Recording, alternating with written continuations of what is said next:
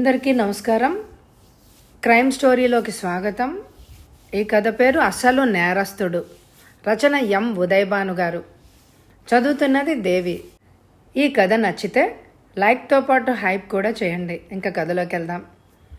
Dadar police station ముందు హడావిడిగా ఉంది. ప్రముఖ మూవీ స్టార్ రోజీ అక్కడికి రావడమే అందుకు కారణం.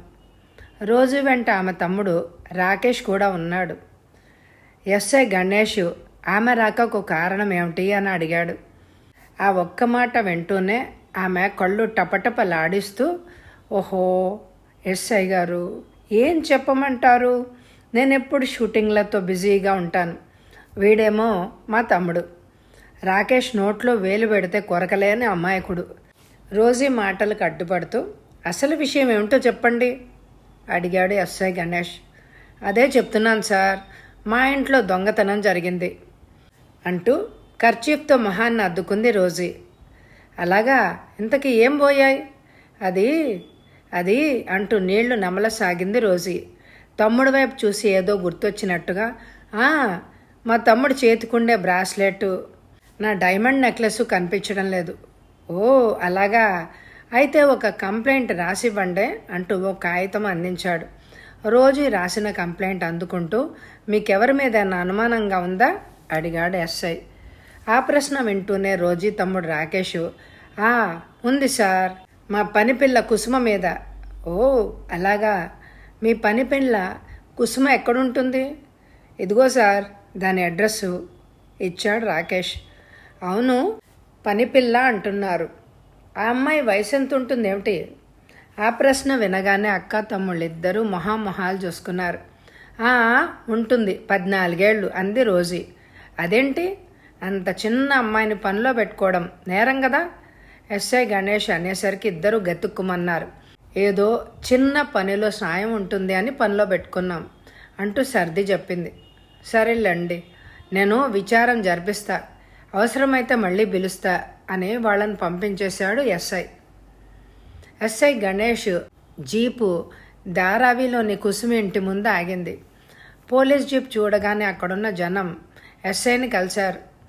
ఆయనకు కుసుమ ఇంటి దారి కూడా వాళ్లే చూపించారు. కానీ కుసుమ ఇంటికి తాళం వేసింది.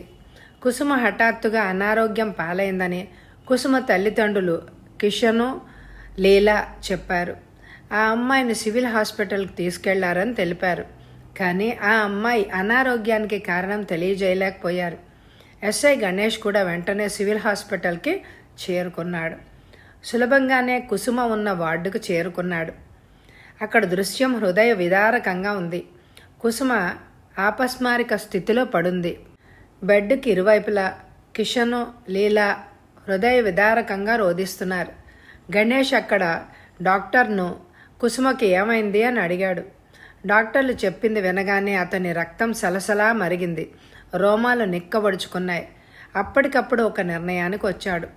హాస్పిటల్ సూపరింటెండెంట్ డాక్టర్ నిర్మల్ కుమార్ని కలిసి కుసుమకు మేలైన వైద్య సేవలు అందించండి, ఎంత ఖర్చైనా సరే, డూ ఫాస్ట్, ఆ అమ్మాయి వాగ్మూలం చాలా అవసరం అంటూ తొందర చేశాడు.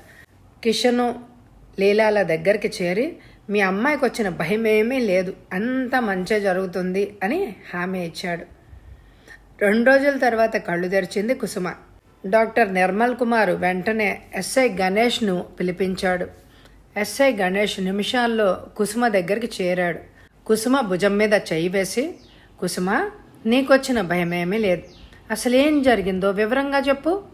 నీ మీద అత్యాచారం చేయబోయిన వాడు ఎలాంటి వాడైనా మక్కెలిరగదన్ని బొక్కలోకి దోస్తా అని ధైర్యం చెప్పాడు. కుసుమ భయంగా అటు ఇటు చూస్తూ, ఈ విషయాలు ఎవరితోనే చెప్తే మా అమ్మ నాన్నల్ని చంపేస్తానన్నాడు అంది. వాడు నిన్నేమీ చేయలేడు, నీకు మేము తోడున్నాం అంటూ హామీ ఇచ్చాడు గణేష్. కళ్ళు తుడుచుకొని జరిగిందంతా చెప్పడం ప్రారంభించింది కుసుమ. ఏయ్ కుసుమ, ఎక్కడ చచ్చావే, త్వరగా రా, కాలిగోళ్లకు నెయిల్ పాలిష్ పెట్టు, షూటింగ్కి ఆలస్యం అయిపోతోంది అంటూ అరుస్తోంది రోజీ. కిచెన్లో జ్యూస్ కలుపుతున్న కుసుమకు ఆ మాటలు చెవినబడ్డాయి. మరోపక్క డంబుల్స్తో ఎక్సర్సైజ్ చేస్తున్న రాకేష్ బిగ్గరగా, జ్యూస్ రెడీయా, లేట్ అయింది అంటే నీ రక్తం తాగుతా అంటూ అరుస్తున్నాడు.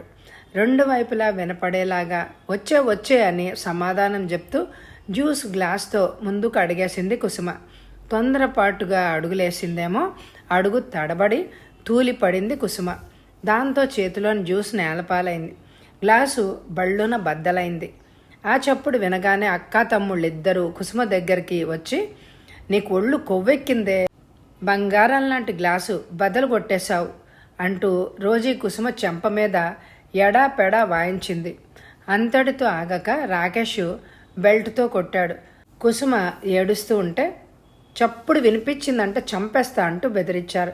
కుసుమ అలాగే దెబ్బలు భరిస్తూ పనిచేసింది.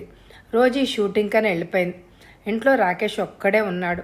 తినడం తిరగడం తప్ప వేరే పని లేదు అతనికి. కుసుమ కిచెన్లో సింకు దగ్గర నిల్చుని గిన్నెలు కడుగుతోంది.